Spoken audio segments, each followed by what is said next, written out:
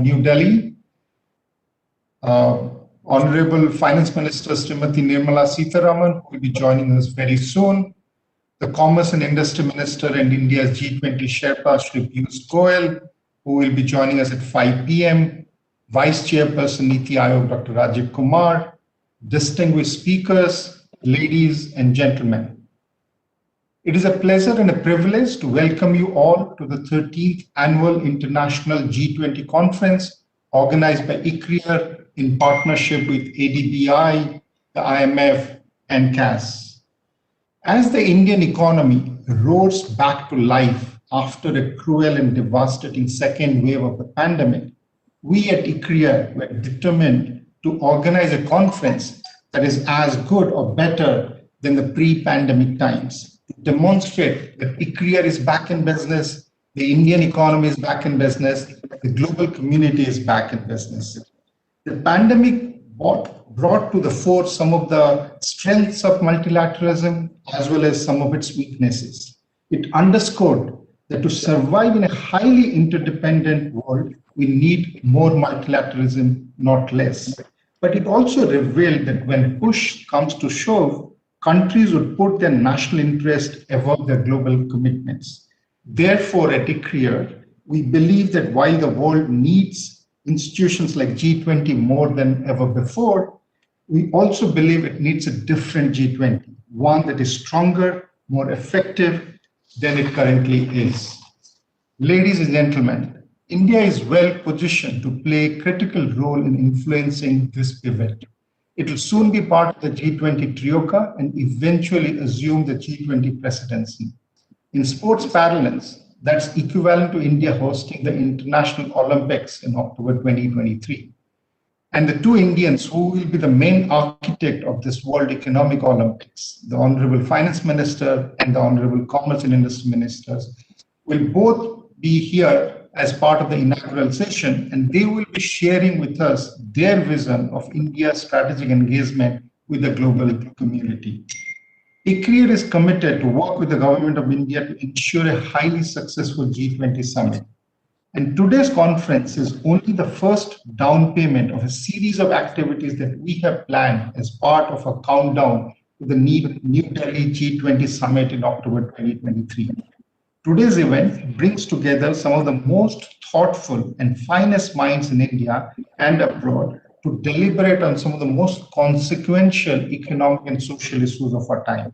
And those in the audience, I hope you will give some of your precious the next 3 days to listen to the speakers, actively participate in the Q&A session, and contribute to make this conference more informative, insightful, and memorable.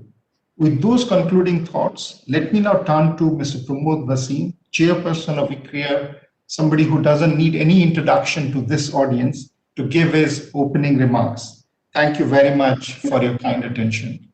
Over to you, Pramod. Thank you very much, Deepak, and my warm welcome to everyone to this inaugural session for ICRIER's G20 conference. The G20, as we know, has emerged as an effective response mechanism to global crises. And frankly, we have more global crises probably at this point in time in the areas driven by COVID, by climate change, by sustainability, by global supply chains, by the movement of labor, by the migratory issues that we all face, and by geopolitics, which themselves seem to have reached a new point of strain and tension in many parts of the world. As the economy seek to address this, they come together as part of the G20, which has evolved as an underlying process and addresses a variety of these topics that are on the agenda with the stakeholders that are also similarly involved. It is one of the first international forums wherein both the emerging market economies, excuse me, wherein both the emerging market economies and the developed countries are at an equal footing by design. And that makes a major difference, particularly to the role that India can play in this agenda. With a rotating presidency, the G20 has emerged as a forum of equals. Domestic priorities, of course, influence the G20 agenda for every presidency, along with the constitution of the global agenda. Very importantly, though, as Deepak mentioned, India will be joining the G20 Troika in just 2 months from now, as it prepares to assume the presidency in 2023, when we can play a very pivotal role in the development of the agenda and the development of the solutions and the programs. India has been a member of the G20 since 1999, when the forum was first established. The theme of G20, I won't go into all the details here, are going to be in the areas of people and planet and prosperity. The people issues driven by the pandemic, which has induced such a huge social crisis. The planet today, as humanity expands its reach across the planet with aspirations for improving livelihood and sustainability, and for prosperity, the greater responsibility for all the members to be able to reignite growth and foster renewed prosperity. India's role will be very significant as one of the fastest growing economies in the world, which is rebounding onto the global stage with increased vigor. In fact, the vigor with which India's economy is bouncing back today is going to, I believe, surprise everyone. And the rate of growth that we are always seeing and the rate of reinvestment that we are seeing, as mirrored by many different indices, is really taking center stage and will pull India back into the driver's seat, into being perhaps the fastest growing economy, one of the fastest growing economy in the world. Our multi-pronged strategy and potential to play a large strategic role is increasingly being realized by the G20 members. ICRIER's own research on G20 has been involved since more than a decade. The vice chairman of NITI Aayog, who's going to be speaking right after me, just told me how he had started this conference 13 years ago. And we are proud and privileged to be able to take it forward, because our researchers have authored and edited books and papers on the G20 issues, and ICRIER has completed many, many research projects. I hope you will be able to visit our website and go through some of these very highly researched, high quality papers that ICRIER produces over the years. Many of you are familiar with the G20 conferences, but perhaps for those who are not, a very warm welcome to everyone who are present. I am absolutely privileged and honored to see our Honorable Finance Minister, Shrimati Nirmala Sitharaman, who has just joined us. Her words are going to be very important for us as part of this inaugural session.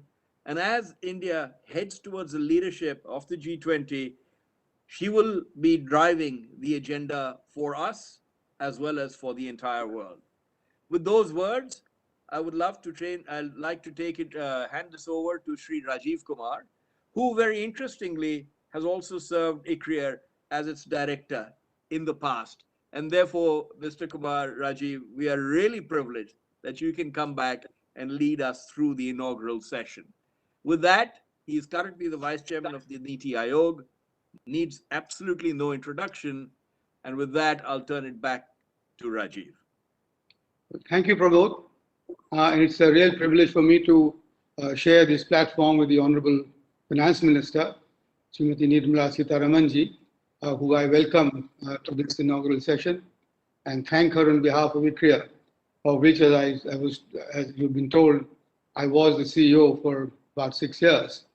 It's also so thank you, Finance Minister, and it's also great to be back on to a forum which I had started, and really nice to see that it's continued to prove its relevance as a backstopping facility to the government of India, which ICRIER was expected to be, and has, I think, played their role very well, and also to see that the G20 has retained its relevance. There were many who were strong skeptics of the G20. People had gone to the extent of calling it a talk shop and nothing much comes out of it, etc. But with 85% of the world GDP and 75% of international trade, the countries on the G20 do represent a very large majority of the population and the economic output of the world. So its relevance is only bound to grow as we have, because it started with the crisis in the 90s and then was reinforced in 2008.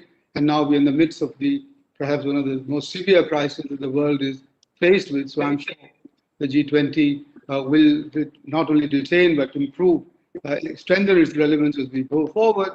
And it's a very crucial time for India to be joining the Troika and assume its leadership in 23, because 23 will be the year where most economies hopefully will be going ahead of their pre-COVID levels and bringing prosperity to us, to all our people, along with ensuring that the planet is safe.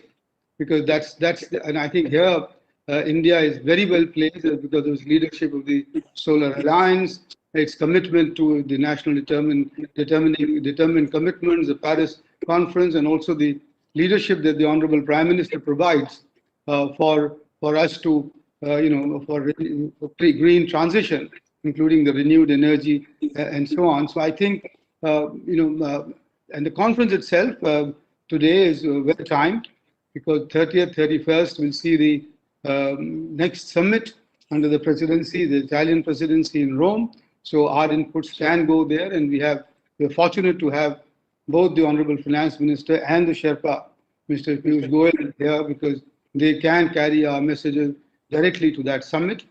I just want to say that it's good to see that our Honorable Prime Minister's call at the last summit for effective global governance and reform multilateralism has now been reinforced by no less than 3 prime ministers, that of New Zealand, South Africa, and Spain, writing together in an op-ed in the Mint, talking about just exactly the same thing: effective global governance and the need to reform and strengthen multilateralism. So therefore, I think this conference will do well to focus attention along with the planet and the people and prosperity on the means to achieving that, and which has to be a law-bound multilateral trading and global and economic order.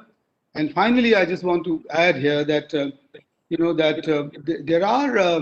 there are some risks in some countries acting arbitrarily, which and those actions weaken the multilateral trading order. And I think it's important for us to point towards that and to ensure that these actions do not actually cause any mortal blow to the multilateral trading order, which has been the linchpin for our prosperity in the post-Second World War world. With those very few words, I once again express my feeling of being great privilege for being with the Honorable Finance Minister, and I hand it over to the Director, Mr. Dr. Deepak Mishra, to take the proceedings further. Deepak. Thank you, Dr. Rajiv Kumar. I presume you will be the one who will be introducing the Finance Minister. Well, so a great honor again, Madam, to introduce you, although I'm sure to this audience and to the audience everywhere, you need no introduction. Our Honorable Finance Minister was the Defense Minister. Prior to that was the Commerce and Industries Minister. Prior to that, a long, sterling 40-year career in politics. A student of alma mater of JNU, where he studied economics. And I think I should end here by simply saying that we are all eager to hear you, Nirmala ji, and I look forward to your statement on this important session for the G20 conference here in ICRIER. Thank you very much for being with us.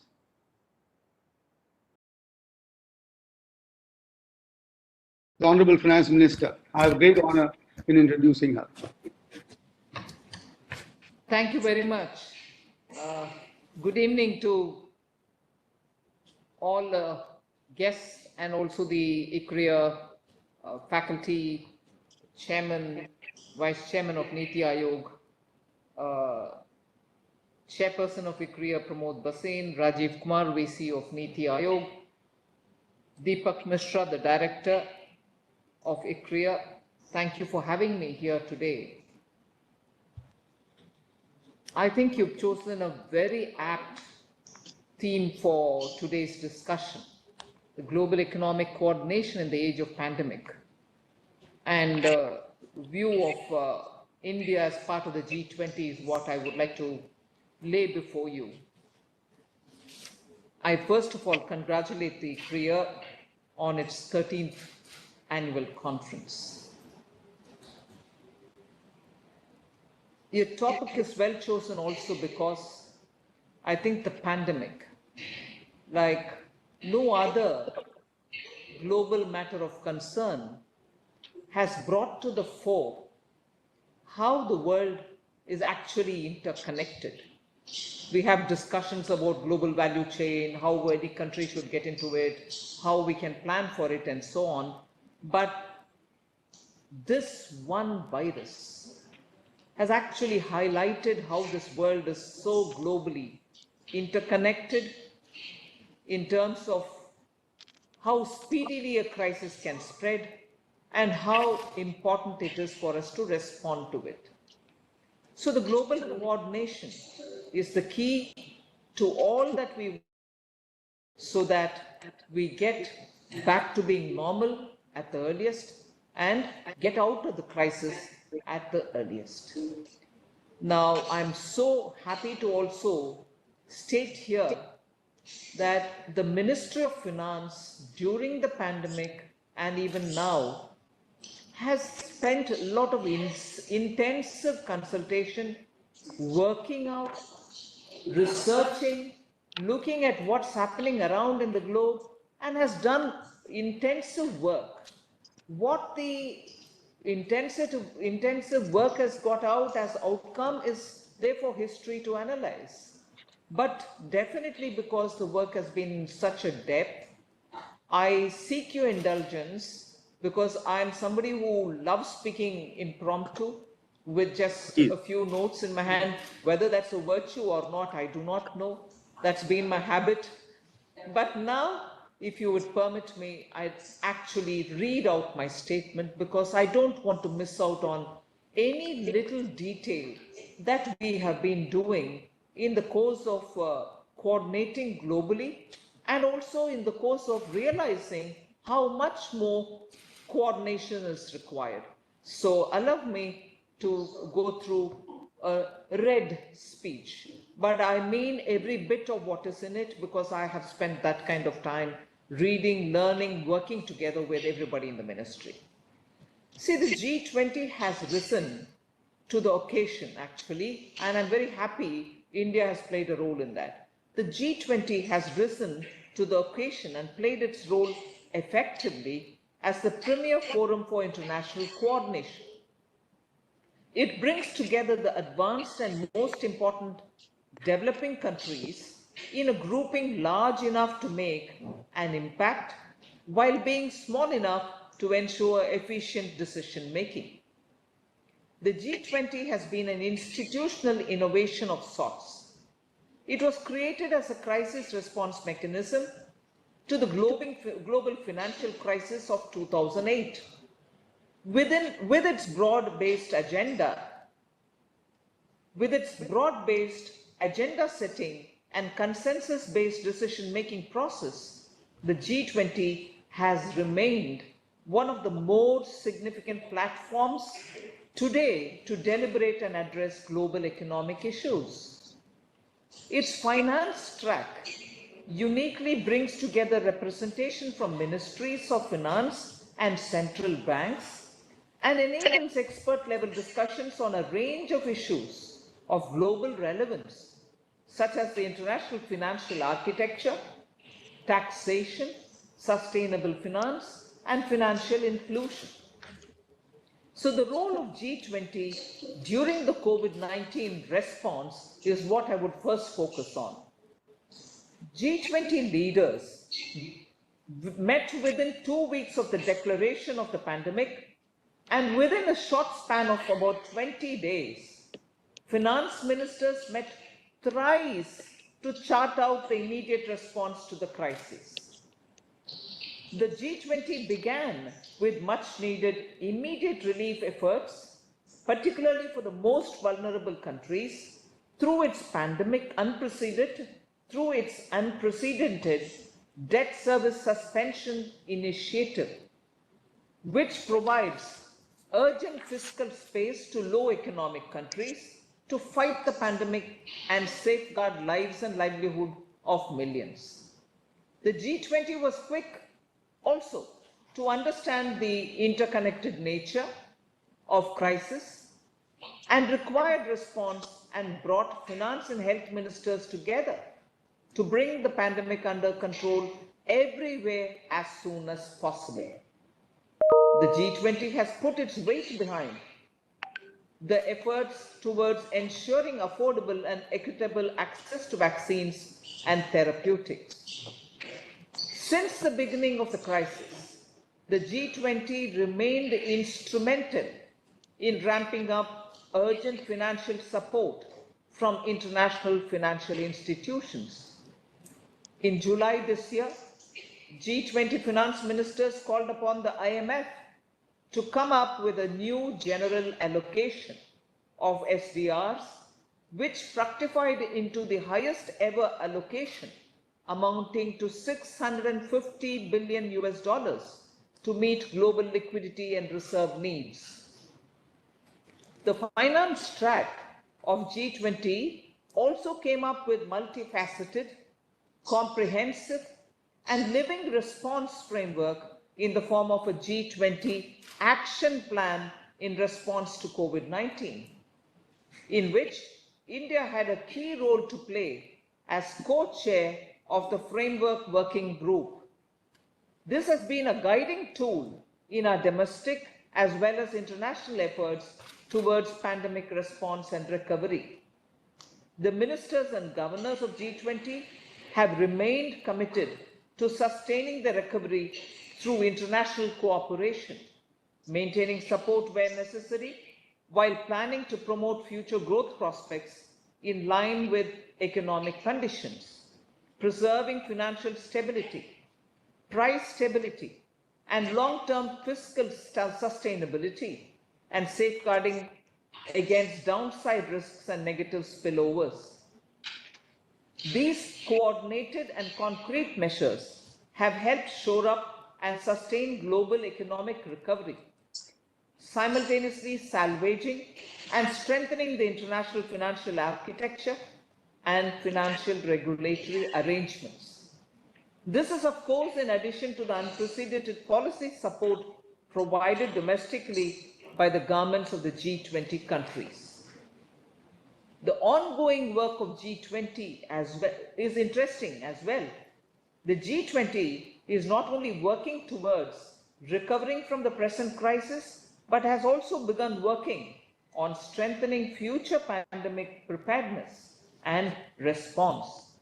While doing so, we continue working on long-term reform agendas, such as facilitating advanced and well-functioning infrastructure, particularly inclusive and digital infrastructure, channeling of financing for achieving the sustainable development goals, and strengthening long-term financial resilience and supporting inclusive growth. With reference to the pandemic, at the G20, we remain committed to use all available policy tools for as long as required to address the adverse consequences of COVID-19. We are also determined to avoid premature support policy withdrawals, which could threaten global financial stability. We are also preparing for new innovations, such as the crypto assets and global stable coins. One of the important areas of the G20 work, which has assumed great significance in the post-pandemic scenario, is the need for enhancing digital financial inclusion, particularly of the most vulnerable and underserved. This is a well-known and successful area of India's own domestic developmental agenda. We have contributed our perspectives and experiences on financial inclusion of youth, women, SMEs, and on advancement of digital financial literacy, finally, financial protection for consumers and for MSMEs. Being a heterogeneous gathering, sometimes there are differences in approaches favored by the various countries depending on their stage of development. For instance, on combating climate change, while it is a concern for every country on the world map, the mitigation and adaptation strategies differ between advanced and developing countries. We try to put forward the developing country perspective in such cases. In fact, India also voices concerns from time to time from the viewpoint of low-income economies. As the global economy works towards gaining and sustaining its recovery momentum, divergences remain between and within economies and sectors due to lack of policy space and pre-existing fault lines. Adding to that, the challenging task for the developing world would be to sustain its growth while balancing the development priorities and preparing for future safeguarding against systemic risks such as climate change. The future work of G20 is going to be challenging. We have just entered one of the most transformative decades of this era. At this time, the role of G20 in voicing the concerns of those who are most vulnerable and most impacted in the multilateral policy space will be put to a test. In some cases, international discourse may be subjected to rising polarization. Going forward, we at the G20 will need to be more proactive in delivering inclusive, just, and fair outcomes. One interesting development to observe here is the lineup of the upcoming presidencies of G20, starting with Indonesia in 2022, followed by India, and all the subsequent G20 presidencies will be hosted by emerging market economies and member countries till 2025. So the EME member countries will be holding the presidency till 2025. This could be an excellent opportunity for us to design the theme and build an agenda around the issues of importance to the emerging economies and, more importantly, ensuring continuity of that agenda. Since the EMEs also constitute strong engines of growth, bringing their issues center stage would bring in resilience to the global growth itself. This is not to say that concerns and problems of advanced economies will not be taken on board, but the idea is to make the arena of global cooperation more broad-based to harness inclusive and sustained global growth. With this objective, and keeping in view the role of India as an important emerging market developing economy, we will work towards building our themes and priorities for India's G20 presidency in 2023. The road to India's 2023 presidency is interesting as much as it is challenging. It's a matter of great pride for us that India will soon assume the G20 presidency in the year 2023. It would be an unprecedented and historic moment for all of us to witness hosting the leaders of the 20 most significant economies here in India. G20 presidency provides an excellent platform for India to voice her vision regarding a future reflecting sustainability, inclusiveness, innovation, and justice.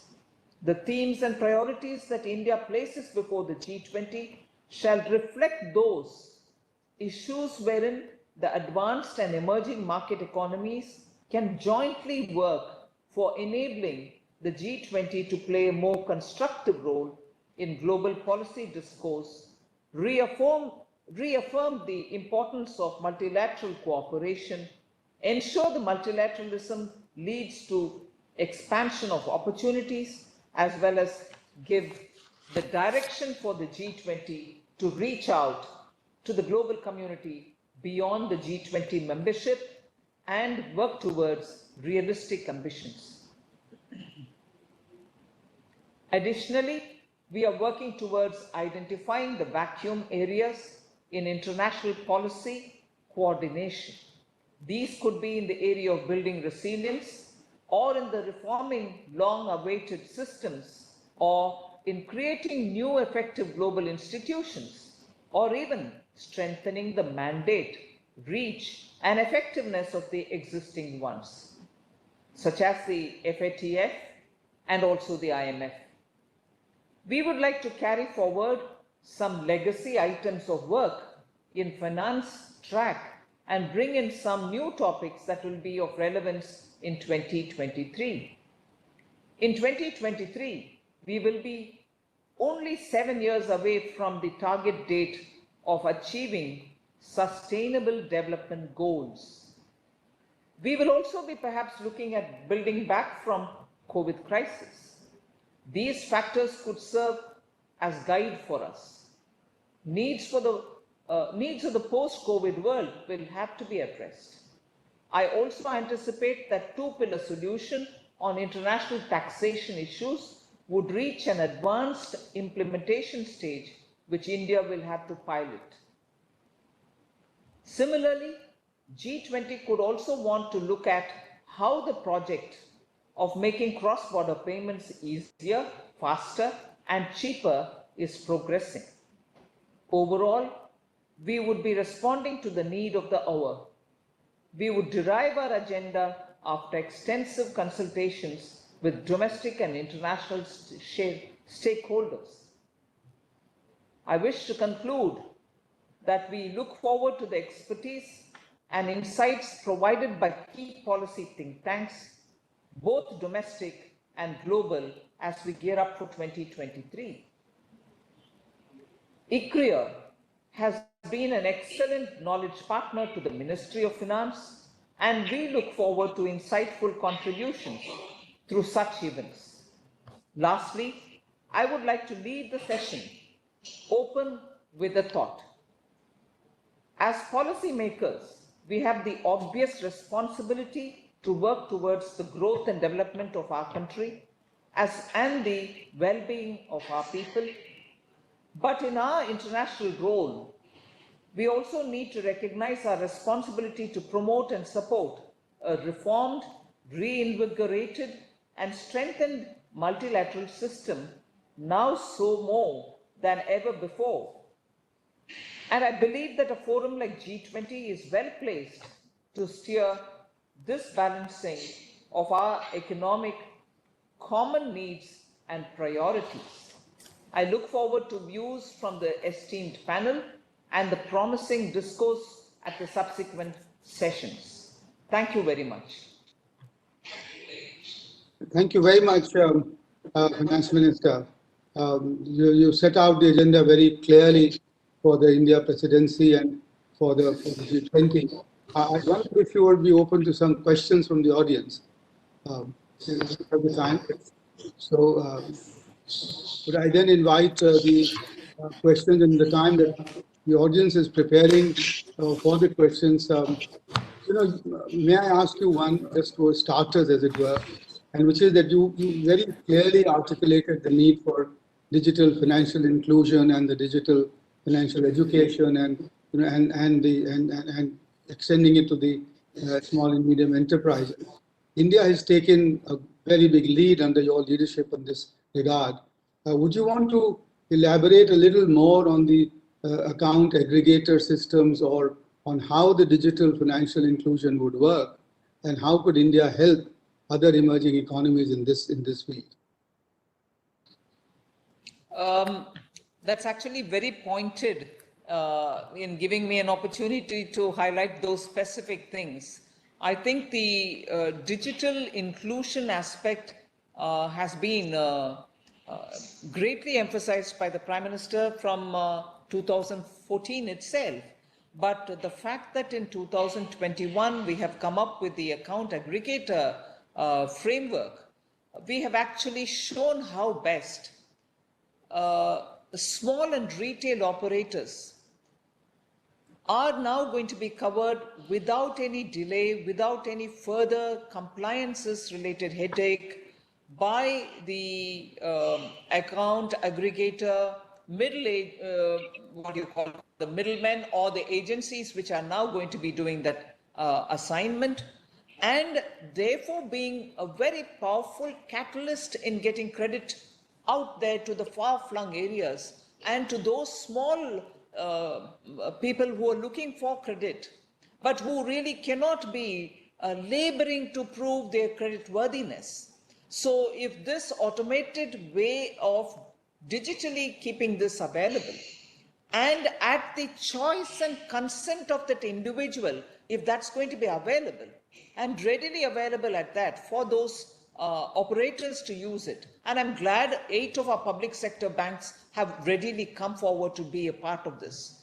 This will give a good, great push and bring in people whose financial inclusion has just been a token till now to actually benefit from the system. Thank you very much. Sorry, yeah. You had also mentioned, yes. Rajiv ji, sorry, you had also mentioned about how India is going to be able to utilize this to promote it elsewhere as well. You are aware that we have now recognized and in fact taken pride in the fact that the NCPI, the UPI have really acquired a certain acceptability in the common man's mind in India. Yes. India, which is normally otherwise looked at as, not completely literate population, semi-literate population also forming a bulk of our, labor or consuming population. With immense pride, I'm able to say that the way in which these technologies have been designed to be used both in, very smartphones and not so smartphones, in any language that they want, and for smaller transaction as well, has made it so attractive for people not so much depend on cash transactions anymore, and therefore the digital payments have made inroads into small street corner vendors, into farmers who are selling from their farm head itself, or to small-time traders in shopping malls, or bigger transactions when you're buying and selling properties or goods which are worth quite a sum of money. So the across the board acceptance by Indian public and the fact that demographic dividend is a big great advantage for us has actually given a leap forward for the NCPI, the UPI, the Unified Payment Interface that India's, and the India Stack. The one of those beneficiaries of, or one of the outcome of the India Stack is the account aggregator framework itself. Yes. So, in a way, the India Stack has become such a pride of India's technology, and the technology being made effectively usable for common man is now drawing the attention of countries abroad, and we are actively taking this wherever we go to say, yes, we are ready to work with you on this. So we are promoting it in a big way. Thank you very much, ma'am. This is really actually one of India's glorious moments where we can actually, lead the world in the EMEs in this digital transformation which is upon us, and especially which will help these small entrepreneurs and those at the bottom of the pyramid. So thanks for that. And that, of course, will, before I go further, ma'am, let me just ask everybody to send their questions in about, and I've just got the first one, which is that do we see any, foresee any challenges with regard to the two-pillar proposal for digital taxation? And you talked about it, India having to pilot its implementation, and that's a very optimistic and good note. But are there any pitfalls on the way to that implementation? Well, at this stage, I think we are very close to arriving at something in terms of the specifics of the two-pillar proposition. As you know, that we've already sort of had a conversation and agreed to a certain framework, the details of which, because there are always countries which, once earlier we were talking about whether it's going to be to 25 to 30%, that which will be apportioned, and also looking at how the equalization levies or such, which are being probably in a few countries, whether it is Turkey, whether it is Italy, whether it is France or UK, all of which have some kind of a equalization levy. We are also going to have to withdraw it once we get into this. But withdrawal also means that the equalization levy which is being collected now is also a subject of discussion. So we will have to be, we are in fact in the last stages of finalizing the details. So I won't think it is time appropriate for me to spell the details of what we are agreeing on. But of course, these are things on which the conversation is ongoing. Thank you, ma'am. We've always had the promise of the richer members of the G20 providing the resources to the emerging market economies to meet their environmental norms and also to try and get, complete the SDG agenda, the Agenda 2030. What would you think can the G20's role be in sort of promoting this and bringing more resources to the table and helping other less endowed countries to complete the SDG agenda, which you referred to in your statement? Yes, again, another set of or another area in which a lot of set of details will have to be worked out. Yeah. India's stand has been repeatedly emphasized. We have definitely reminded the advanced economies that the concerns of climate should also look at technology transfer, which was also agreed upon. The 100 billion per year commitment for funding the transition, as it were, is yet to fully materialize. Something has been given. But that kind of a commitment, I think, will have to be kept repeatedly up and reminded as well, because just money is not going to do it. We also need the money and we also need the technologies. Money cannot be just for the transition, but money also should look at mitigating and adaptation related matters. Many of us in India, for instance, even as we fulfilled our commitment in COP21 and kept advancing the target dates for fulfilling our goals. And I think, India is one among the few countries which have almost nearly fulfilled its commitment of COP21. And even as we almost nearly fulfilled it, let me say it here again, which I did say in front of the former Secretary of State John Kerry when he came to India now as a climate change special ambassador. The commitments that India fulfilled of COP21, nearly all of them, and kept advancing its deadline, kept meeting its deadline well in advance, well prior to the deadline itself, have all been done with India's own monies. The renewable energy emphasis with which we have gone ahead has been commitment and article of faith for the Prime Minister. And that has been achieved purely and entirely by our own resources. But I ask here, before you who do a lot of thinking about these issues, how many countries can do that kind of a fiscal commitment? How many countries can fund it? And after all, ultimately, however diluted it may be, the principle of polluter pays will have to also be kept up. We need to underline these sort of factors so that when globally we have to work together, it is not for finger pointing sake that I'm saying this. It's not to say that only they polluted, not these, only he polluted, not me. It's not so much for that. It's a question of working together and also understand the differential responsibility. Yeah, thank you. The sort of topical thing now, which is this Evergrande debacle in China. This huge real estate company, which is now sort of coming apart.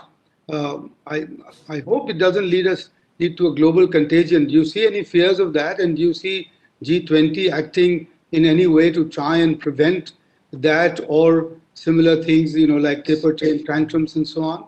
But more specifically about these, the imploding Chinese company, how do you think G20 will be able to, prevent any? So because the summit is very close now, would that be on the agenda? You think? I wouldn't be able to say it for sure whether it will be on the agenda. And I've not had any detailed discussion on this as to how these G20 member countries would look at it. But without specifically referring to the G20 or any one particular country, it can be seen that globally the sense of worry may be there, but the fear that that is certainly going to hit us is not there. I think, in a way, most countries have already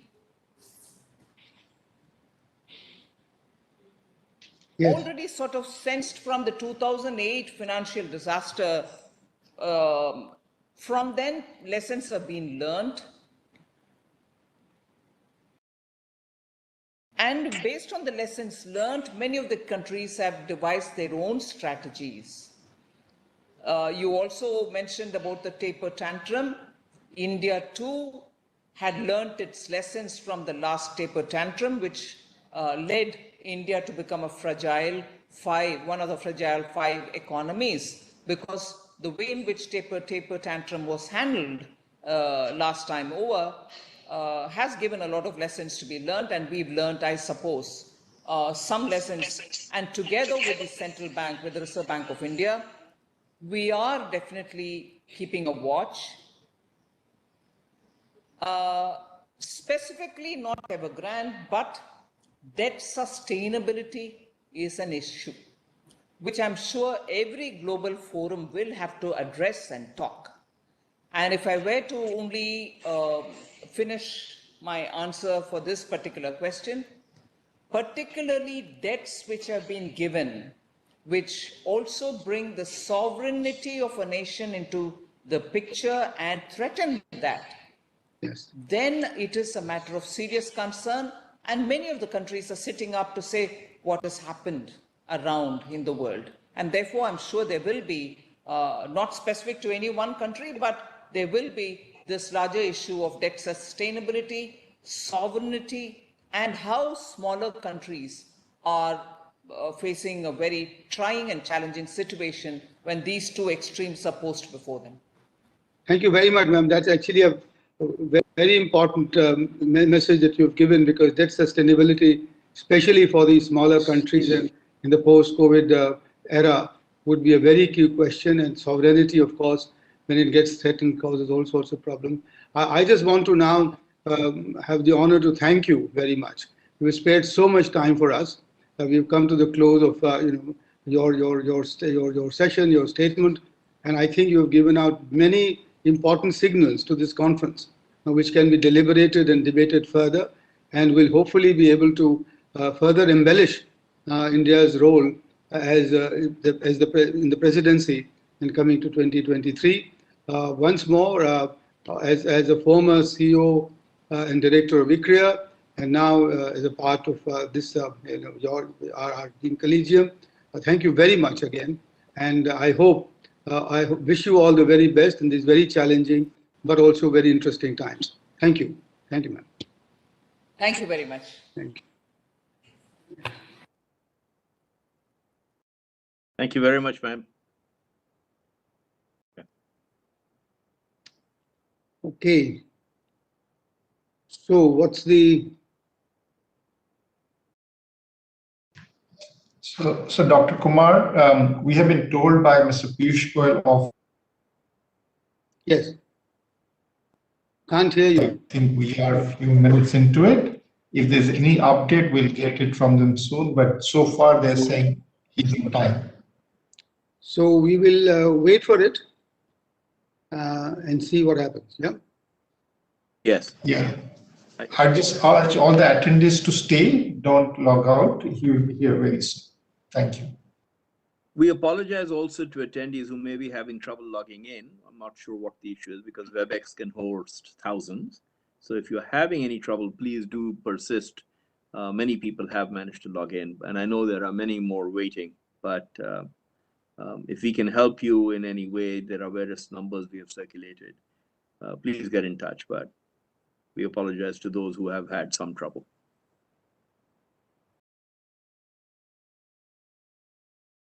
Thank you, Rajiv, for that very skillful moderation. Really appreciate it. I think this is an amazing time for India. And you know, her conversation about the digital stack, I thought while we wait, perhaps I could ask you, you know, the digital stack has really leapfrogged India to a completely different level. When we talk to financiers and we talk to other people around the world, it is clear that most people look at that innovation that India has done to be completely path-breaking, and perhaps many of them wish that they could have done it themselves. It's also in the healthcare area that we're now trying to do the same thing, which is build a platform which allows us to manage healthcare and healthcare records and platforms and identities in exactly the same way. I would love your thoughts on what impact this is bound to have across India, what impact it's going to have on the SME segment, as our finance minister said, you know, the impact it will have on people for financial inclusion will be profound. And then as we log into healthcare identities, it will be also equally profound as to the impact we can have and the pain and friction that we can take out of the system. So any further thoughts on that, Rajiv, would be a pleasure to hear them. Yeah, Pramod, we've just had organized a couple of sessions with Nandan Nilekani and the ICRIER guys, Sharad Sharma and so on, about, you know, and got the other bankers and things about on this issue of the financial digital stack. And I'll talk about the health side again. I think this will be a transformation of epoch proportions, because, you know, the entire MSME segment, you know that there are about 63 million MSMEs, but 1% of them, about 6 lakh, are the medium industry, medium-sized firms. And even they have to depend on the informal credit market for their credit needs because of so far this whole collateral business, the physical collateral business and so on. And as a result, the formal credit, the credit from the commercial banking system or the commercial non-banking financial system doesn't really flow to them, and they don't have the access, and they don't have therefore the means to grow while they want to grow. And that is where real growth can come from, because this 1%, this 6 lakh firms are those which in a way have the fire in their belly to grow. Now, the digital financial inclusion, by making the shift from physical collateral to cash flow collateral and using digital footprint, you know, for assessing the credit worthiness of the borrower, will be an amazing change. It's already beginning to happen. There are a few firms, companies which are already doing it that we know. But I think once it becomes, and as the RBI is now leading the pack, once we've got the platform now for all the account aggregators to come along, they will just completely transform this, because I saw the other day, and they were given a demonstration that it will take minutes to sanction loans now. And that, you know, and credit shortage has been one of the major weaknesses of the Indian growth story, because that's, you know, the credit, companies and entrepreneurs being starved of credit. And I think once that changes, and which is bound to change with this happening, I think it will create a new urge, it will create a new impetus for growth across the country. And I think that's what we're looking for on this. And what you said was so true, because this is the big opportunity for India to lead the world, actually, because it's not happened elsewhere. You know, the digital individual payments have made advances, you know, in many countries. You know, so people have moved out of cash and moved even out of plastic and gone to the digital, you know, individual payments. But the individual, advances, credit, to firms has not been done, and we can lead that effort, and this will change the world, in some way. But also, it is a notice to the banking sector that this sector will not remain the same as we go forward. They'll have to reimagine themselves and to reorganize themselves, and I'm sure our large banks are looking looking at it. And as the finance minister said, 7 or 8 of them are already on board. And just one final thought, which is that for the first time now, everybody will be forced to organize their services around a digital axis, around a digital backbone, rather than the other way around, which was that the digitals, were replacing the manual ledgers, etc. So I think it's a big change, and I'm so thrilled to see India having the opportunity to lead from the front on this one. Can't hear you, Piyush. You're muted. Right. Yeah, I think if I may say, that's the most often used expression in the last year, which is "you're on mute," I think. But if I may say, Rajiv, and thank you for those words. Those are very, very important words. The innovation this is going to unleash, the ability to have this data, is the same innovation that has allowed, that was somewhat unleashed with the internet itself, perhaps, and the ability to use the internet. The same innovation that was unleashed through the use of GPS, the same innovation that has been unleashed by the fact that people have Aadhaar cards. So I think the propensity, and there'll be thousands and thousands of new players looking at this platform to see how can they provide a service that is unique, which earlier perhaps had been the domain of major banks or major finance companies. Given I'm from the financial sector, we find this to be truly fascinating. Similarly, if I may say, Rajiv, on the healthcare side, if we can do the same thing on the healthcare, the impact will be equally profound. In fact, a large part of the issues that the US faced during facing the COVID crisis came from the fact that they had such a disaggregated, disparate healthcare system, fragmented, and therefore the ability to coordinate patients, the ability to coordinate care, the ability to coordinate insurance. These are monumental exercises requiring a massive amount of effort. If we can rationalize them, I believe it can also have the propensity to not just take costs down significantly, but allow care to be delivered and anticipated and predicted in ways that have never happened before, particularly if the intelligence that comes out of these healthcare systems, used anonymously and used with appropriate approvals from individual users, if they could be used, you can imagine the impact that system, which would be also very, very groundbreaking for anywhere in the world, would be absolutely amazing. China has done it the other way, because what China has done is basically allowed private companies to do this and then said, okay, that data is also mine and therefore I'll use it, which is perhaps certainly not what we want to do. But the impact this can have to show the world on how it can improve healthcare solutions and outcomes for India is absolutely one of the most interesting aspects. And India will take a huge leapfrog. I don't know how much you have delved into that area, but I would love to hear your thoughts on healthcare and what may happen there, because post-COVID, that is front and center for everybody, every state, every individual, every family. Yeah, Pramod, you're pointing to, of course, one of the most important areas now in policy making and in the health sector, as you told.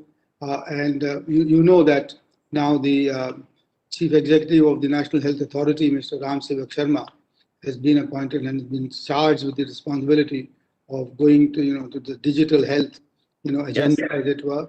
And as all of us know, he was the chief executive of the of UIDI, which launched the Aadhaar. So he's fully equipped to do this, and therefore it's in very safe hands. All the benefits that you pointed out will, of course, be there. And I think for a country as heterogeneous as ours, as diverse, as large, and with such a large floating population, which moves from one place to the other, this will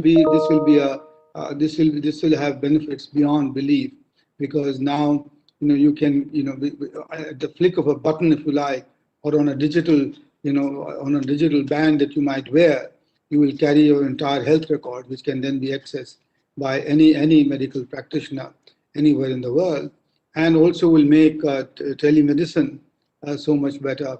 The shortage of doctors, medical professionals in the rural areas or the far-flung areas can be overcome through those means. I think so.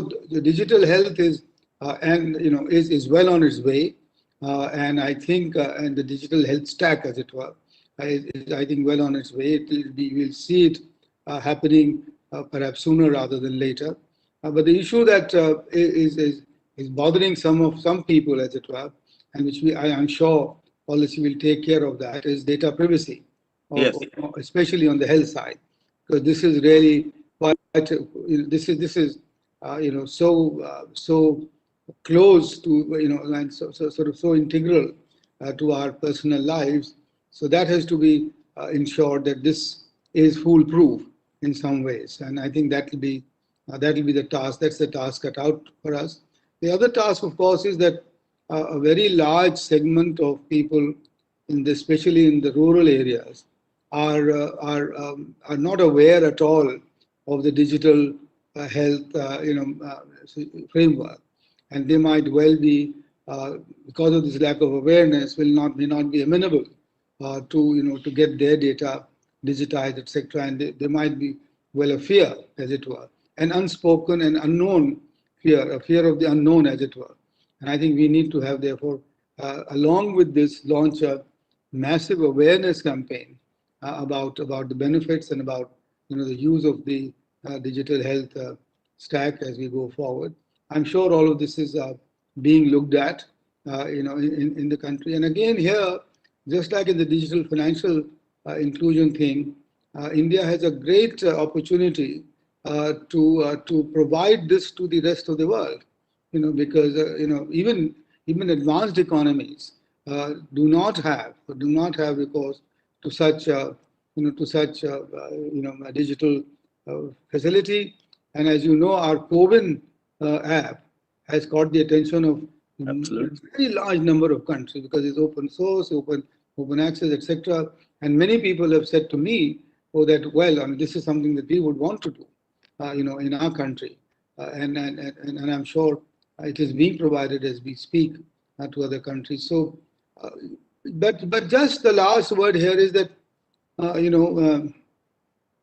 I'm hoping from NITI Aayog that the digital health solutions would be applied in a priority basis to tackle the issue of malnourishment in our children and our women.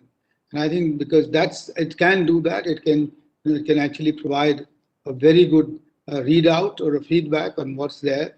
And I hope that once we get this solution, better organized, we would first apply it there. So that's the key for us to achieve our demographic dividend, because because our children and our 34% of our children, 50% of our women need that care on a sustained basis for us to be able to get improve on the health scale as we go forward. Yes, absolutely. But it's profound movement in a way, in an area which, frankly, without something like this, we would have never met the healthcare needs of our country, because we just cannot produce enough doctors and nurses to cover that territory. We just don't have the institutions, nor would we catch up for the next decade, except that through interventions like this. And again, it is the profound use of technology that allows us to do that. As we wait for our Honorable Minister of Commerce and Industry and his offices joined the call, and we are hoping that he will be here any minute. So we would ask all of you to stay logged in.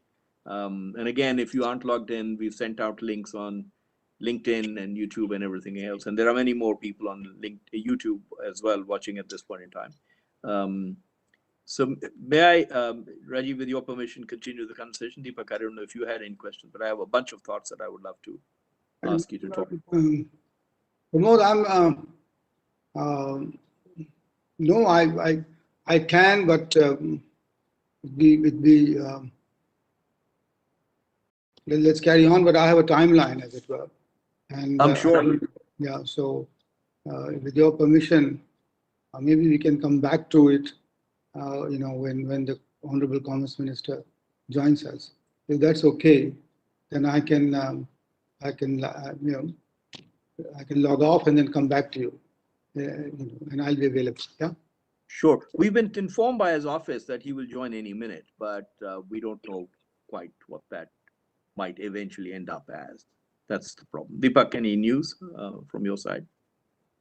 No, his staff also don't know exactly when he'll be joining. He'll be joining from home and he's on his way. So it could be any time, but any time could be minutes or second. We don't know. Understood. Thank you, Rajiv. You've been very kind. Thank you, Pramod. Thank you, Deepak.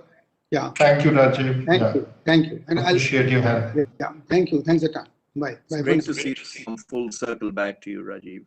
I quite love it. Yeah. Take care. Yeah. Take care. So we just request everyone to stay online. Just take a virtual coffee break and stay online, and we should be able to connect with Mr. Piyush Goyal very soon. So don't go away. It's very hard to get in. So if you are connected, don't leave the connection and so stay. Thank you. Yes. I don't know why it's been hard to get in, because for many others it's been very easy. So I'm just not sure. Mr. Myra has posted a comment, which I'm trying to retrieve. Yes.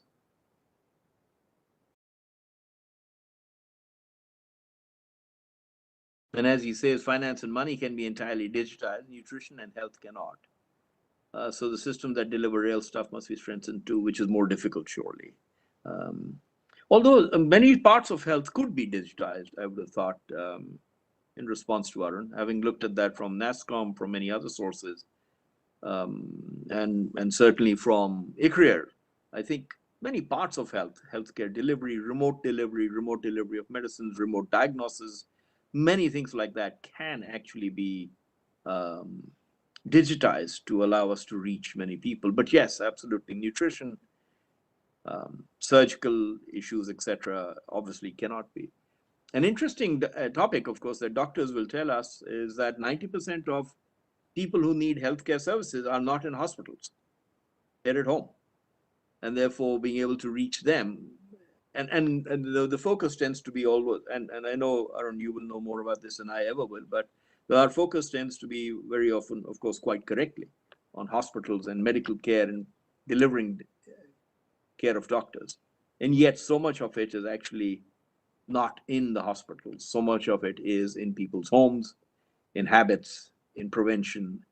And those are areas where digitization and the technology revolution could make a substantial difference to India's overall delivery of healthcare services. We're experimenting with some models like this in Uttarakhand, up in the hills, where we are experimenting with remote healthcare delivery models, which allow us to reach villages which no car can get to, no scooter can get to, actually, because they're up on the side of a hill.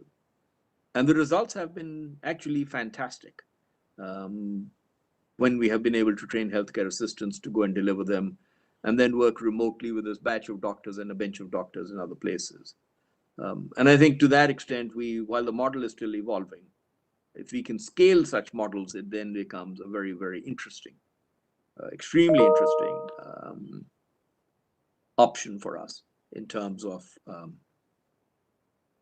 how healthcare gaps in India can be covered. That's an interesting thought. We'll just wait for the Honorable Minister.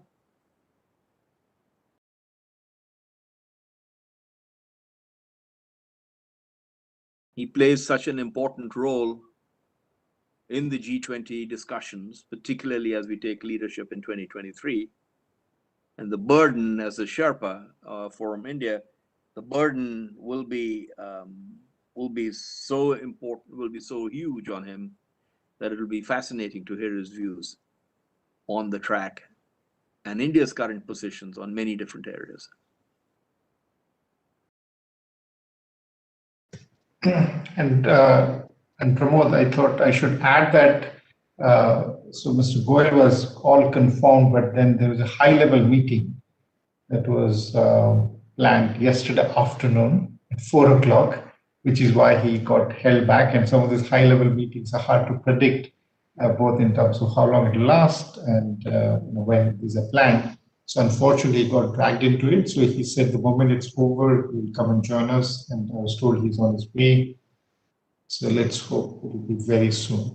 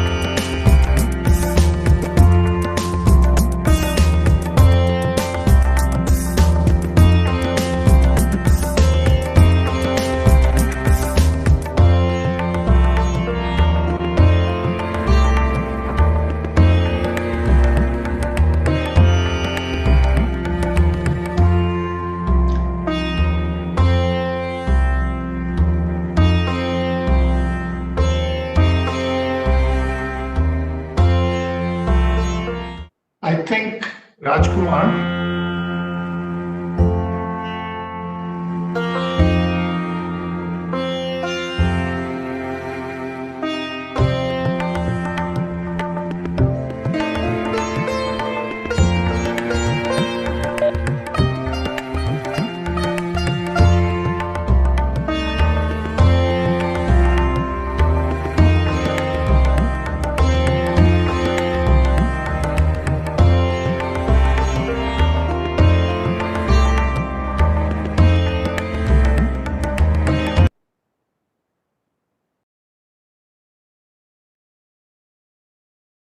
Yes, sir.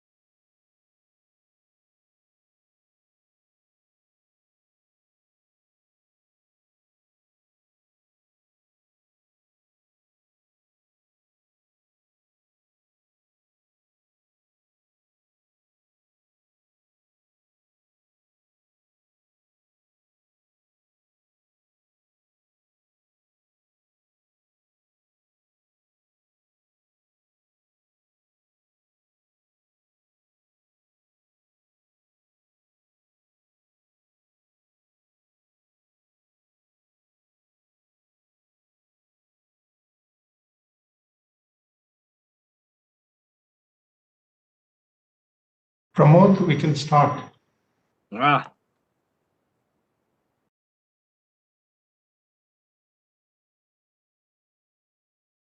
Good evening, sir. Good evening, sir. Piyush,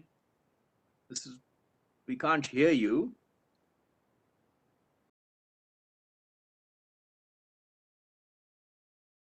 Not able to hear you. Now can you hear me? Now they've unmuted me. It's controls are in your hand. Acha. Very good. No. Yes, we can. Piyush, thank you so much. We are so deeply honored, and it's such a pleasure to see you again after a long My time. apologies. I was in a meeting with boss, therefore I got late. Those meetings will always take precedence, and we fully understand. And we have an audience, of course, which has waited patiently, as well as many people on YouTube and other links. And we are delighted that you have been able to join. So if you will allow me with a brief introduction, I don't want to waste more time. We are all waiting to hear from you. And with a brief introduction, I'll move forward. We've had a wonderful first session, Honorable Minister, with our Finance Minister and Mr. Rajiv Kumar, Vice Chairman of NITI Aayog, moderating that session, where she talked at length about the impact of G20, the issues that we are facing around financial inclusion, and actually, very interestingly, some of the most dynamic leapfrogging platforms that India is building as part of the India stack, and therefore the leadership India is showing.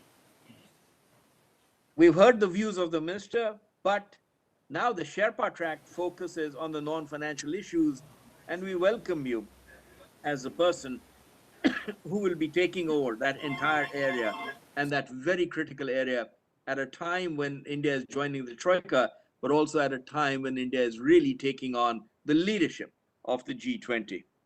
There are many positions and priorities we have taken along sustainable development, where we have been a proponent, as major proponent of effective implementation, along digital India and digital literacy, where frankly, what we have been able to do in areas such as COVID and managing those certificates, managing the healthcare issues, are actually in many cases a lesson to the rest of the world.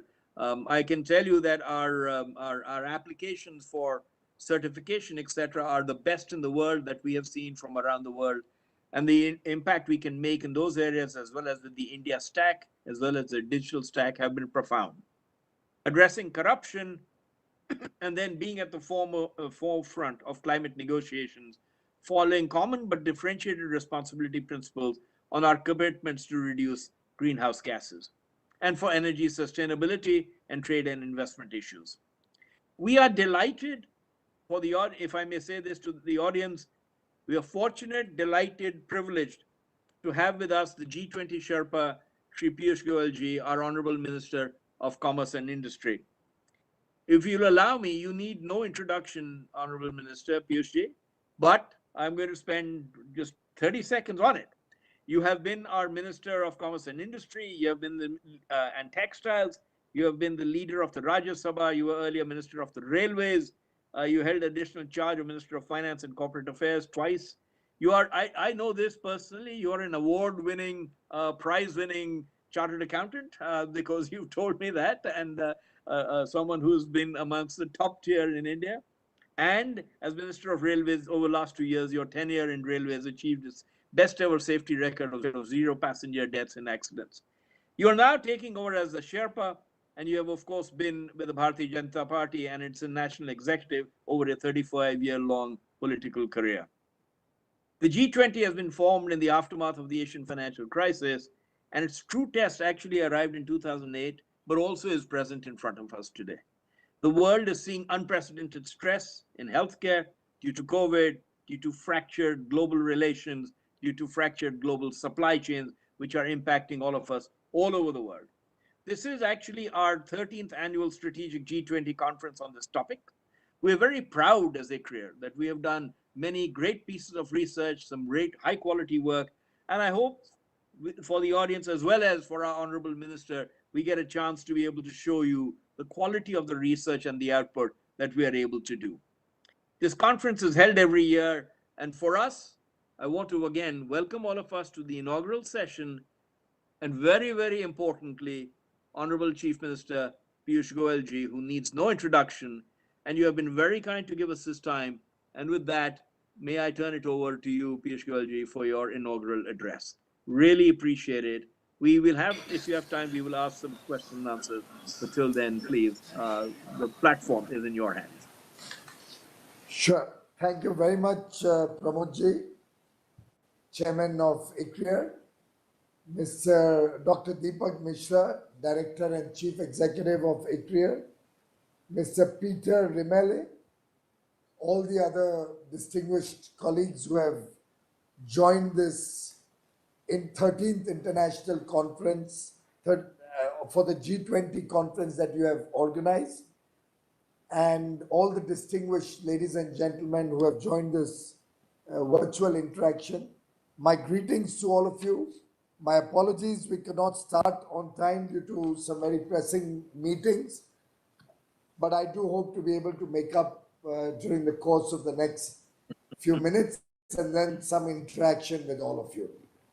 In fact, I'm delighted that ICRIER takes this initiative to have a international conference every year and discuss about what's happening in the G20.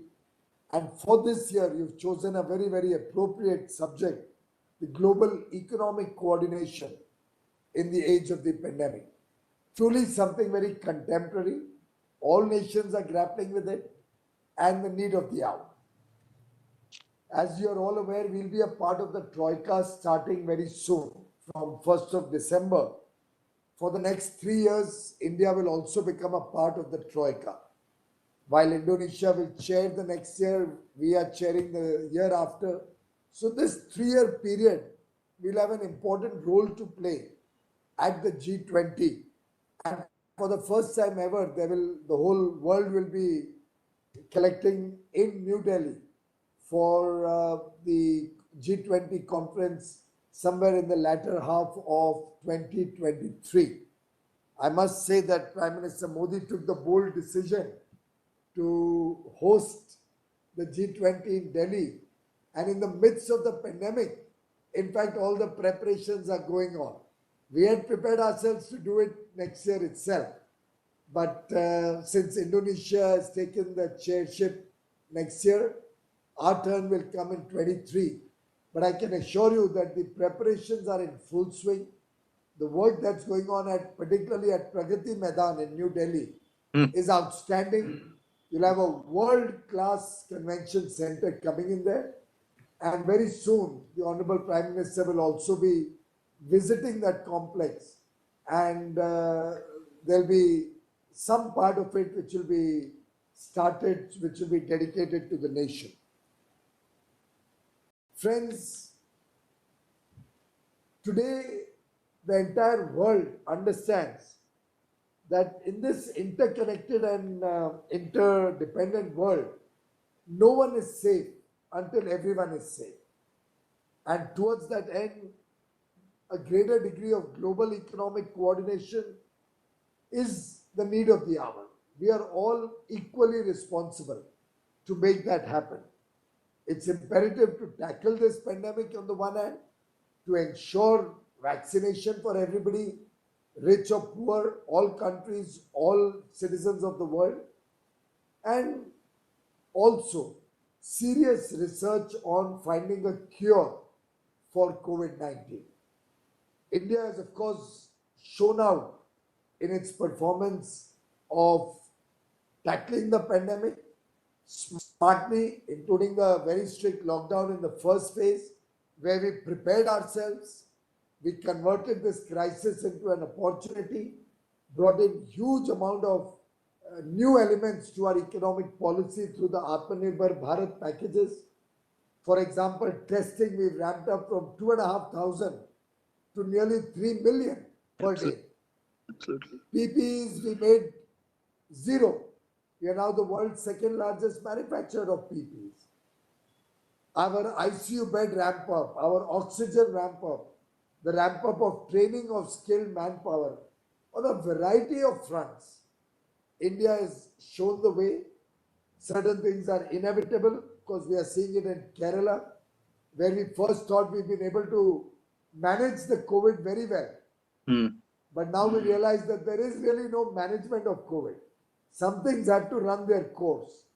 And towards that end, I think the leadership that Prime Minister Modi gave through the pandemic, the way we were able to ramp up all our facilities, including a thing like oxygen 10 times, from 7 to 900 tons per day, India went up to 9,000 tons of liquid medical oxygen, a feat unparalleled in the world, with decisions being taken on the go, on the run.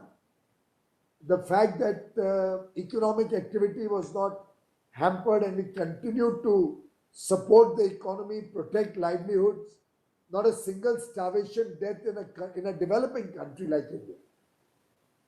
Almost $30 billion worth of food grain distributed for 15 months free of charge to 800 million of our brothers and sisters was truly a phenomenal thought implemented on the ground, and we continue to give free food grains, which we'll do right up to Diwali, up to November, to ensure that nobody in the country is deprived of adequate foodstuffs. I'm sharing all of this with you is because India, in a way, has become a role model of managing the pandemic.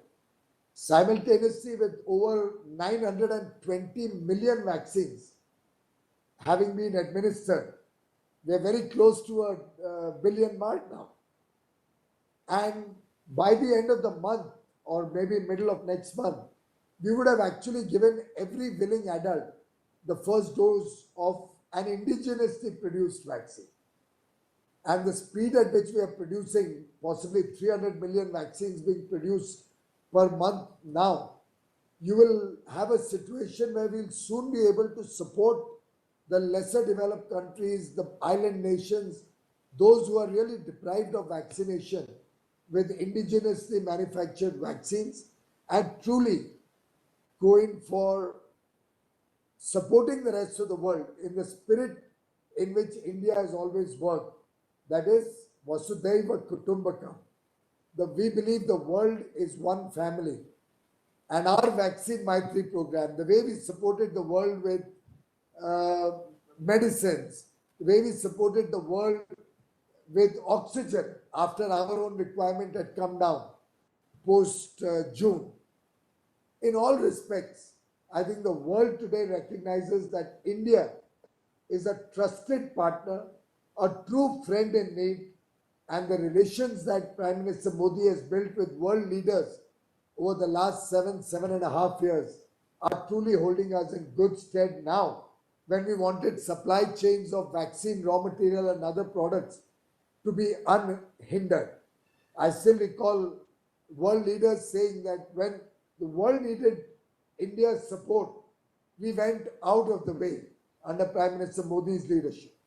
We didn't hesitate one bit to support the rest of the world. And when we needed their support for the supply lines on vaccines, they were most forthcoming. And they have ensured unlimited supplies of our raw material and other products, so that today we would be amongst the world's largest vaccine producers. I would also like to draw your attention to the other research that's going on, both on vaccines and on a cure. So we'll have the world's first nasal vaccine. We'll have the world's first DNA vaccine. I'm told trials have started different parts of the world on a cure for COVID. So really the world is working as one, supporting each other. India has also offered our vaccine technology to other parts of the world on very liberal terms. And on similar basis, we had made an effort that WTO also accepts a temporary TRIPS waiver for vaccines and other essential medicines. And we continue to pursue that initiative at the WTO level also. Ladies and gentlemen, it is imperative on the G20 today to look beyond the interests of its own members and emerge as a genuine force multiplier for good work. And Prime Minister Modi has, throughout the pandemic, displayed immense sensitivity to the needs of the world, to the people of the world. He has not viewed the pandemic from a narrow prism of a national crisis, but looked at it from the world situation and how India cannot remain isolated in this, as I said earlier, world where all our stakeholders, big or small, rich or poor, whether it's medicines or vaccines, whether it's professional healthcare professionals, technicians or other services, all through COVID-19, India, through its ingenuity and innovation, has showed that we care for the world. And I think our success story would be incomplete if we didn't talk of our fantastic digital technical manpower who has held us in good stead. They have worked towards social inclusion, good governance, whether it is Aadhaar or it is COVID. I think all the various digital initiatives of the last several years have today supported India to tackle the pandemic extremely well. In fact, I cannot even imagine how you and I and all of us would have gone through the strict lockdown, but for digital technologies helping us in our world, keeping the economy running, keeping our trains running to move freight, to move migrant labor, ensuring export commitments are met, helping work from home so that service level agreements are all honored. And what we did in the last 18 months has not gone unnoticed. The world realizes we met every service level commitment. Our services exports were almost 97% of 1920 during the COVID year. And mind you, without travel, without hospitality, tourism, without that. So in a way, our services sector grew on the IT side. Similarly on exports, while last year we were down to about 94%, which is I think quite honorable, considering the severe lockdown and the COVID pressures, we still did 94% of merchandise exports. But look at the current year, first 6 months, an all-time high of $197 billion. India has never done this high an export figure in the first 6 months, anytime in the past. We are well poised to achieve our targets. In fact, normally in a usual year, we would do about 45% of the annual target in the first 6 months, which would mean about $180 billion. Still, we had thought we'll push and go for 190 so that we can try and exceed our final year target. But we managed with 197 billion on the good side. Services are also progressing well, even with the shortfall in tourism and travel. My own sense is the years ahead of us are going to see a race to the top between merchandise goods and services. Because services is fast catching up. They've grown phenomenally in the last 20 years. And particularly in the IT sector. We are proposing to promote tourism in a big way, going forward in the post-pandemic world. So all of this really is reflecting a resilient economy, a bounce back. While we have to be cautious, COVID is not yet over. But on the macro level, the Prime Minister Modi's vision of one earth, one health is clearly the guiding light, the vision for all countries to follow. And that is what I'm going to promote in the G20 discussions. In fact, we are also running the world's largest healthcare program, Ayushman Bharat. No other country in the world has been able to provide 500 million people free healthcare like India has done. I think in a sense we have shown to the world that we can cooperate along with competition. Competition, collaboration, and cooperation can coexist.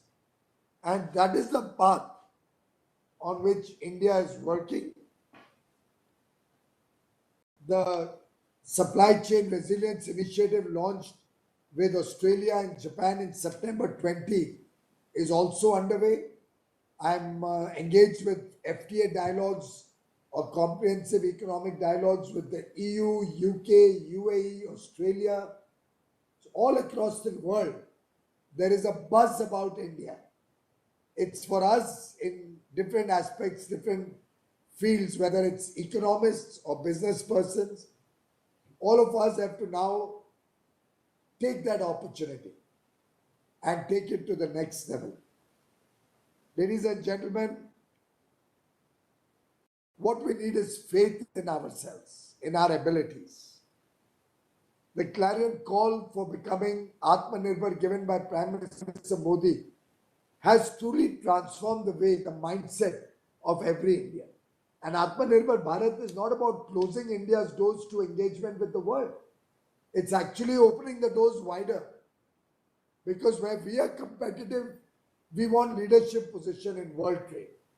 Where we think we need to import, we want liberal market access within India and reciprocated by other countries for our products so that we can expand trade on both sides and truly become an important stakeholder in global supply chains, a trusted partner, and help in the recovery of the world, the economic recovery, the social recovery, and the health recovery of the world in the post-pandemic era. Of course, the pandemic has remodeled several G20 priorities, and we must keep rethinking, reimagining, recreating our own processes, our own thinking to be an important stakeholder in the new world order. For the next few years, developing countries like ours will be leading the organization. Indonesia next year, followed by us. It's a unique opportunity for all of us to inject a more inclusive and equitable agenda at the G20. By acting in tandem in this decade of action, the G20 will play a pivotal role to achieve all these sustainable development goals. I think all the G20 countries have a leadership role to play towards meeting the SDGs. The reform of multilateral system, the WTO world order is also a priority before the G20 countries, and India is playing an important role in working towards resolving some of these conflicts. We believe we have to strengthen global institutions like the World Bank, the WTO, the UNFCCC, and all of us will have to work towards a better future of these organizations, more trust, more fair working, more integrity in their own processes. We shall all work towards this common agenda, building synergies with like-minded partner countries to bring out a strong future agenda for all the G20 countries, be it climate action, be it food security, be it energy sufficiency, be it transparent, honest, rules-based trading systems in the world. I believe all of us will have to have a centric approach, more central in our thinking. Economic progress will have to be employment-centric. Policies will have to be people-centric. Cooperation will have to be community-centric.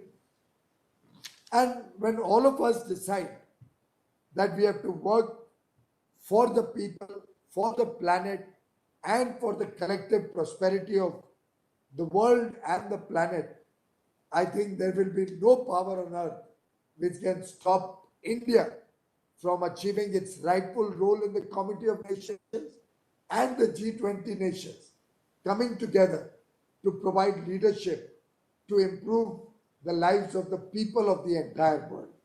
My best wishes to all of you and to this very important international conference that you have organized. Thank you very much, ladies and gentlemen. Thank you, Minister. Thank you, Honorable Minister. It's a real pleasure to listen to you, and I think you have captured immensely and very well both the challenges that our country went through during these COVID times and the way that we have risen to those challenges in a way that is completely unprecedented. And I think it is an example for the rest of the world, in fact, that many of the areas where we are excelling in the digital stack, in the management of COVID, in our healthcare systems and practices, is becoming a truly memorable and really path-breaking way of doing it. I can assure you personally from my own experience of having traveled around to the US and other places, what the progress we are making in areas like that are truly compelling. And when you throw out numbers like, the fact that we have 3 million people being vaccinated every day, there is no country that can imagine how that is even remotely humanly possible, particularly given our population size and how it's done. Please, Piyush.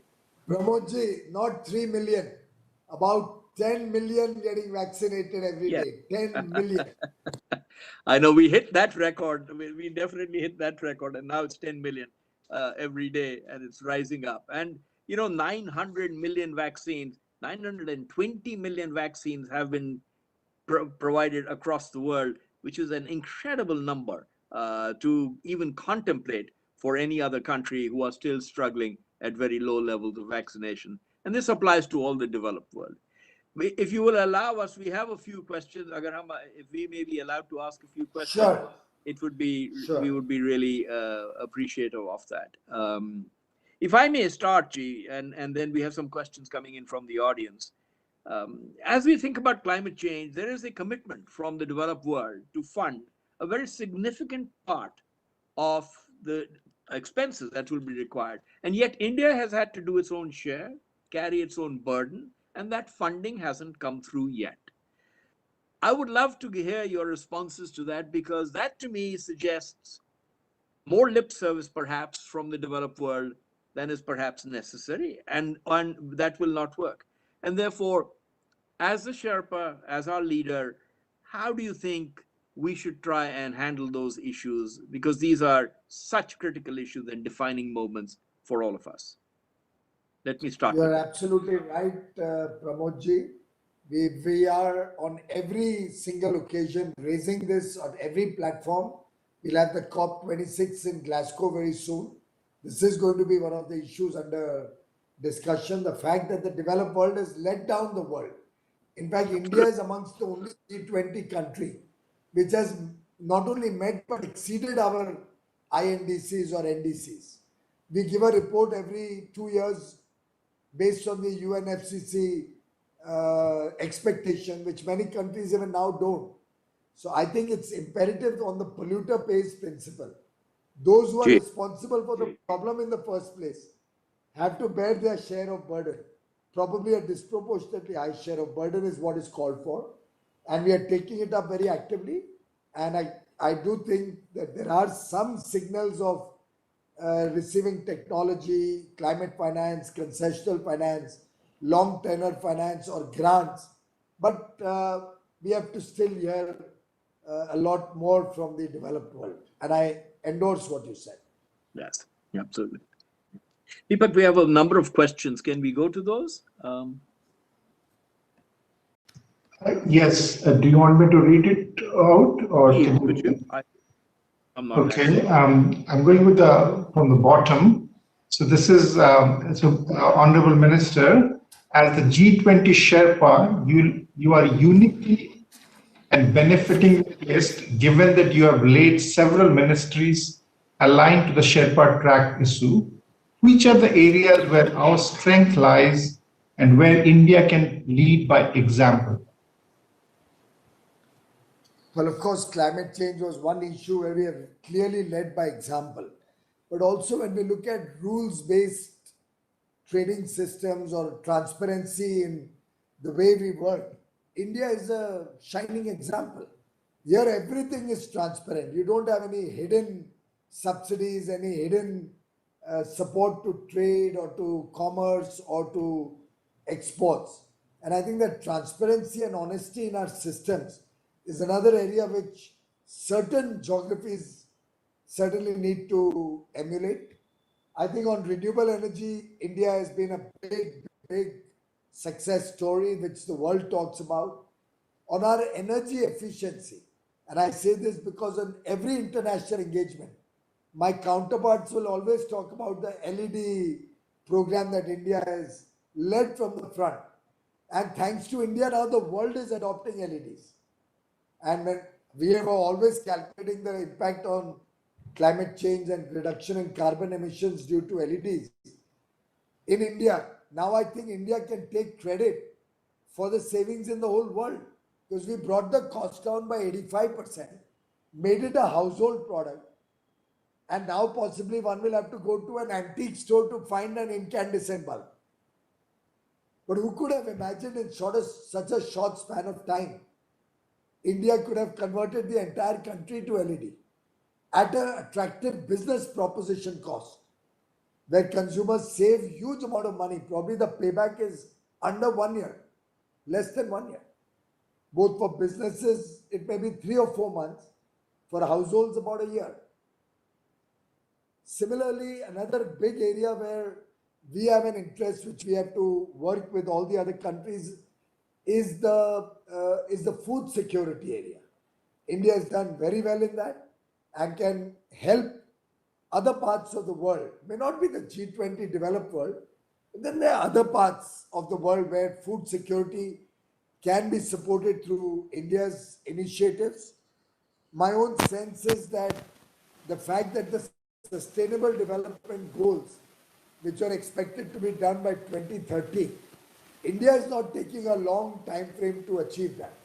Starting 2014, we picked up one SDG and literally saturated it in the whole country, be it energy access for all, be it clean energy through our cooking gas program, be it Jan Dhan accounts, by which now financial inclusion is a given.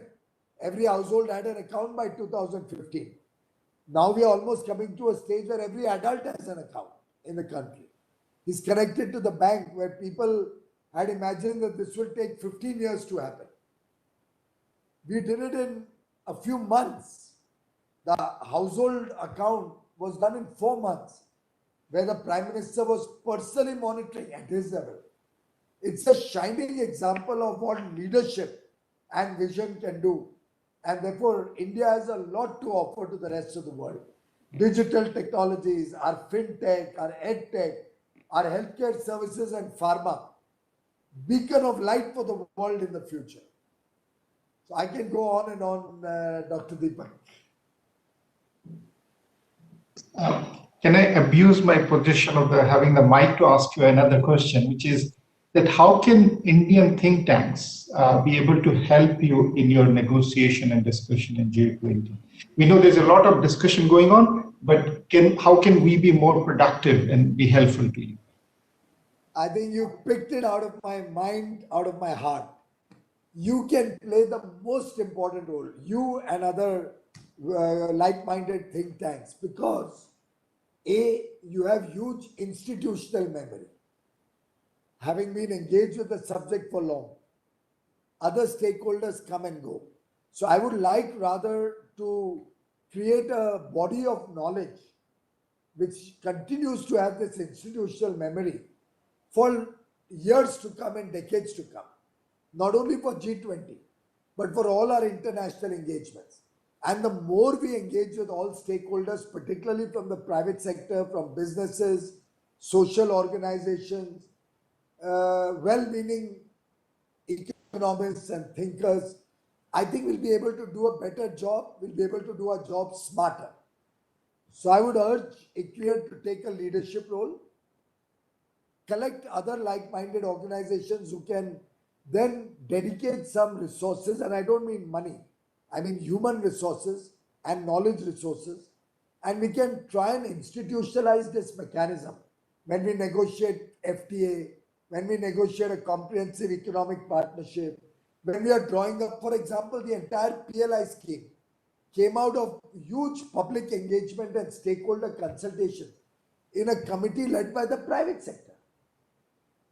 The scale committee, entirely led by the private sector, where government was a facilitator. I think you know what's best for India when we are doing an FTA or a CEPA. So I would urge you to play an important role, collect other like-minded, well-meaning, nationalist, India-centric organizations, and let's try and build up a team to support these endeavors. If I may. Yes, please. And I just want to thank the Minister for this is music to our ears. We have been thinking about it and we are working on it, sir. And we'll be reaching out to you with a lot of these ideas. Thank you very much. Deepak ji, reach out to me tomorrow itself so that we can start working on it on a fast track. Seriously. Absolutely. We would be delighted, Piyush, because ICRIER has held these conferences for a long time. In fact, Rajiv Kumar ji, who was earlier speaking, who's the vice chairman of NITI Aayog, was our director as well for many, many years. So we have a very historic connection with the G20 conferences, particularly, and the kind of research that we are doing in this area. We hope we can really bring it to you, and absolutely, we would be in touch directly.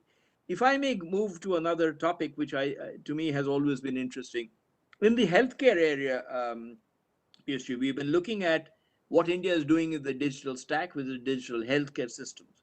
These are, again, path-breaking systems for everybody, and the impact that they can have on our healthcare can be profound. While we can digitize a substantial portion of healthcare, there also remain all the other supply chain issues across the world, frankly, which we have all discovered during COVID. The issues of pharmacy, the issues of medicine, the issues of trials, the issues of testing. To what extent in the G20 framework and discussions will this play a prominent role, and how do you think we could position ourselves to be a leader in this area? Because this is an industry where India can take world leadership. I have always believed that, and somehow we have not done that yet. And therefore, how can we do that in the future? Pramodji, I do hope that other parts of the world will recognize the strengths that India has shown during this period. Also will recognize the fact that they can trust India not to let anybody down when at the very critical juncture. And thirdly, a lot of countries are becoming conscious of healthcare costs now, particularly with the budgets going out of control and large expenditure on healthcare worldwide, both private and public. I think more and more countries are recognizing that. Honorable External Affairs Minister mentioned to me only yesterday that one of my bilaterals in my forthcoming visit for the G20 Trade Ministers meeting with a particular country, I'm not naming it, is going to be focused only on their desire to get Indian generic medicines and healthcare systems in their country to bring down healthcare costs. And that was music to my ears as Commerce and Industry Minister also. So I think there's a lot of interest in India's healthcare potential to serve. We are not looking at it only from the business perspective. It truly gives us a chance to serve the world. Absolutely. And I think that's what friends are for. Absolutely. And particularly for developing world where vaccination and medicine are so scarcely available, we can be the feeder. Deepak, may I turn back to you? If you have time, Piyush, for some more questions. One or two. I had a meeting also at 6. I'm running behind schedule all through. In fact, we have a closing remarks by Peter, so perhaps we don't want to hold ministers back. Let's do that. But I must say, I read your list of participants. Absolutely impressive. Very, very impressive. And I would love to engage more with your organization, with all these participants that you have listed out, and learn or get their wise counsel. Whoever can also contribute through written documents, crisp, brief documents with their ideas on what role India can play, what should be our focus areas. I'll really personally welcome it. That'd be wonderful. That way, music to our ears, we will be delighted. And I think ICRIER is known for its quality of research and its quality of members, and we'll bring that to you. I want to thank you also, G. I cannot tell you how much we can express that you found time for this. But with that, we'll turn it to Peter for his vote of thanks. Okay. Thank you, Honorable Minister, dear ladies and gentlemen, friends. It is indeed a pleasure for me to deliver my vote of thanks at such an important, timely and relevant international conference. The first thing I have learned today is that what global crisis and high-level meetings have in common. They are hard to predict. So let me begin by expressing how pleased I am that we, our long-standing partner ICRIER and the Konrad-Adenauer Foundation are once again able to organize another pivotal event together with IMF and the ADB Institute. Such close cooperation is evidenced by our 4 organizations in shaping ICRIER's 13th annual International G20 conference. Indeed, it showcases very similar to the G20 itself, though international avenues, and through those avenues of cooperation, a pathway to great results can be created. A very special vote of appreciation goes to ICRIER, that has been engaged in research addressing G20-related topics. It has, as the Honorable Minister mentioned, the institutional memory, so they have been involved for more than a decade and has thus had a major impact on shaping the international discourse regarding international policy and cooperation within the G20 framework. In particular, discussions at international conferences such as the present one have provided a platform for the participation of eminent researchers, academics, and policymakers alike, involving them in rich debates on issues relevant to G20. And by extension, the globe, the value and influence of which should not be underestimated. Even if only virtual today, it's events like the present one that foster a productive exchange of ideas on the future of G20 and provide workable solutions to some of the biggest challenges the international fora are facing today. Coming from some of the most brilliant minds our world has to offer, and the participant list was just mentioned, so it does resemble that. The significance of the topic of the future of G20 itself is probably clear to all of us, as the G20 comprises the world's largest industrialized and emerging economies, whose members represent more than 80% of the world GDP, 75% of world trade, 60% of total world population. However, with regards to the current global trends, such a rising populist sentiment, a devastating pandemic, and isolationist tendencies discussing global economies, coordination with the G20 framework has gained ever greater relevance than arguably ever before. It was said we have more and more crises, more and more global crises. I would say to solve them, we need to go more global, and that is why this G20 approach is so important, also to avoid the danger of an upcoming bipolar world. Moreover, this conference format provides the general public a better understanding of what exactly the importance of the G20 is, what constitutes a crucial task, since increasingly more people around the world do not seem to understand its importance, often seeing the G20 as a same kind of highly political, nebulous, complex instrument. But people need to understand what the governments are doing for them and what international institutions are doing for them. And that is where conferences like ours, become virtual and vital in raising public awareness and understanding. Let me also use this opportunity to thank all the honorable panelists and speakers who have presented and will be presenting their arguments over the next few days, since they embody the spirit of the G20 itself. The global problems require global solution. Once again, we need to go more global to avoid more global crises. I'm left without a doubt that such path-breaking global and practicable solutions will be provided. So let us, in the words of the ancient poet Horace, seize the day, or in this case, the days coming. It is my utmost pleasure to delightfully thank you all for being present for this very special conference and experience together what these 3 days will hold for everyone involved, in particular, in the world in general. And let me add, for India, it is also part of making India's presidency of the G20 a successful one. So I end, as a vote of thanks should end with, thank you. Thank you very much. Thank you. Thank you, Minister. And thank you to our audience.